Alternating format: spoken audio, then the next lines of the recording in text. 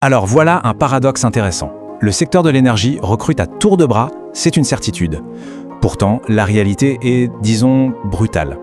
La grande majorité des CV d'ingénieurs, ils finissent directement à la poubelle sans même être lus.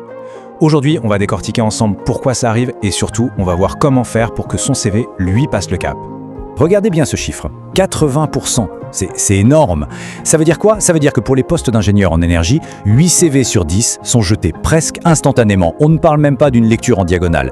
Alors la question c'est, mais qu'est-ce qui se passe? Et la réponse, elle est là, en plein dans cette phrase. C'est ça le nœud du problème. On pense le CV comme un catalogue de ce qu'on a appris par le passé. Mais un recruteur, lui, il cherche une projection vers le futur. Il veut savoir ce qu'on peut lui apporter, concrètement. C'est ce décalage qui fait que, hop, en 10 secondes, c'est réglé, le CV est écarté. On entre donc dans le vif du sujet, ce taux de rejet qui est vraiment alarmant. On a d'un côté un secteur qui cherche désespérément des talents et de l'autre des filtres de sélection qui sont, impitoyables. La concurrence est rude et cette fameuse première impression, le CV, elle est plus décisive que jamais. Je le répète parce que c'est vraiment la clé pour comprendre l'enjeu.